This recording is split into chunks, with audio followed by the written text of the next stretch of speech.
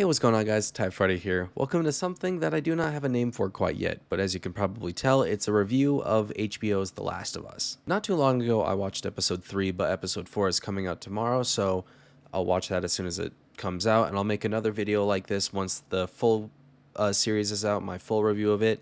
But for right now, we're just going to kind of stop at middle point, say what I want to say about it right now, and we'll see how my opinions change when it ends. If you haven't played the games and you don't know what's coming up, don't watch this unless you don't care about spoilers, but I'll be comparing this heavily to the games because the game is literally my favorite thing ever made.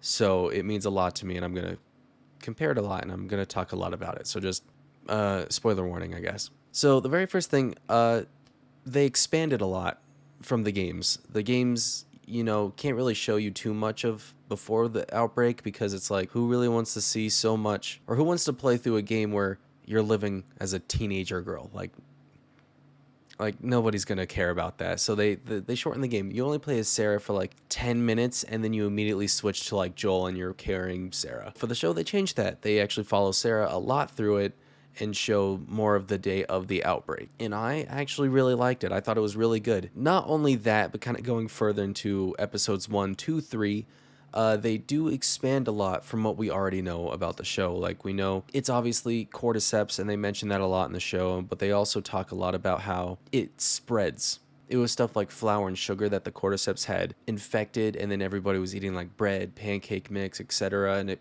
infected them. The thing I like specifically about the first episode is that once you kind of watch it a few times, which I've watched it a lot, but one of the best things about the first episode specifically is that at the very beginning of the show, they pretty much say something about Jakarta, and Jakarta has a lot of stuff to do with flour, and they export a lot of flour, like millions of tons of years. So like, that's just kind of what they were talking about. I like that, but what I also like is that Joel, Sarah, and Tommy, they're all avoiding bread.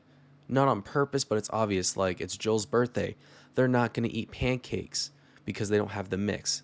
A little bit after that, they see a couple, or this guy feeding his mom biscuits. There's bread, and they say, no, thank you, we gotta go. Joel's like, I'm on Atkins, which is like only protein or something like that, but there's no bread involved. Sarah goes to make cookies after school with Mrs. Adler, and she doesn't like the cookies because they're raisins, so she doesn't eat them.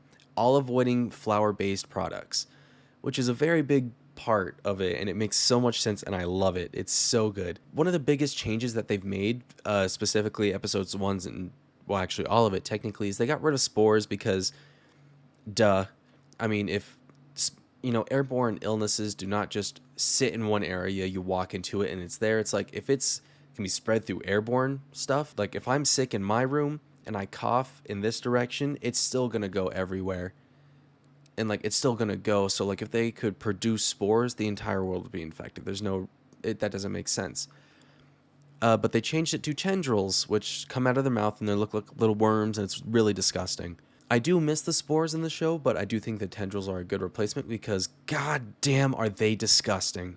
I was really worried with The Last of Us making a show because I was really worried that they were going to be like that stupid like 90s Mario movie where it's like, it's a Mario, and it's like really bad. It had John Leguizamo in it, and it was just not a good movie.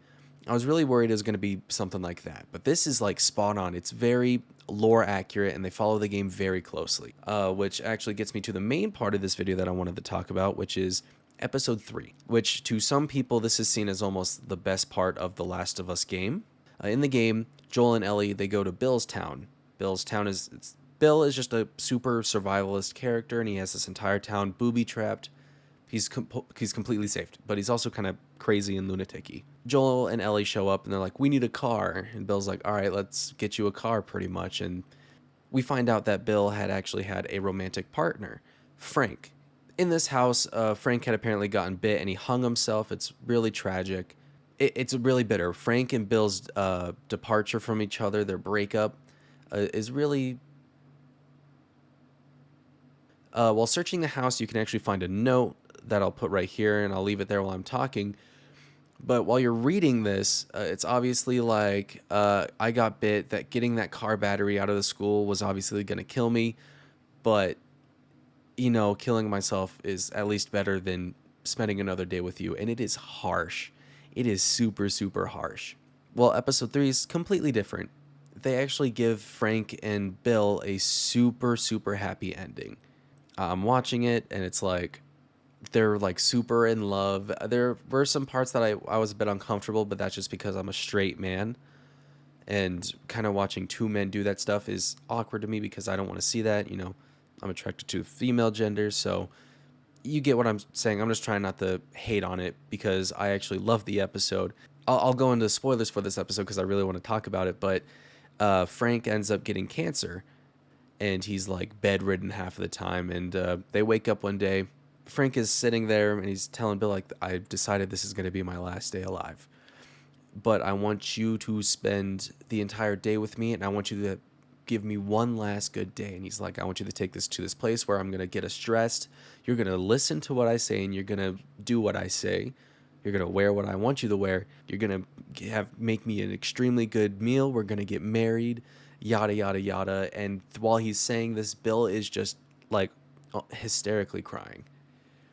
And man, I was watching this with my family, and I was so hard trying not to cry. It was so good. Well, they go to the dinner part, and you can see Bill. He's smashing all these pills, and he's putting it in his drink, so Frank knows that he's going to pass away after drinking his wine. So Frank drinks his, and then Bill drinks his, and Bill's kind of like crying and looking at him. And turns out that the wine had already been drugged. So Bill was going to kill himself with Frank. And man, I have not cried this much or felt the need to cry this much over a TV show.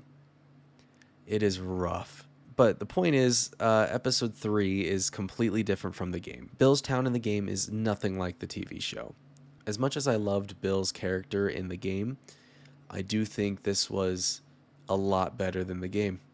Anyways, that's pretty much it. That's all I really wanted to talk about. I know it probably didn't make a whole lot of sense for anything, so I apologize, but I want to start doing this more, so we'll see how it goes. But that's pretty much it. But I do want to give my review really quick. So out of everything I think I have seen so far, I would probably give The Last of Us like a 90%. And if we're going to go on a word basis, like love, like, dislike, hate, this is in the love category. I love everything about this frickin' show so far, and I cannot wait to watch it tomorrow. I'm so excited. Anyways, that's about it for me, so I'll see you guys in the next video of whatever I upload. Bye-bye.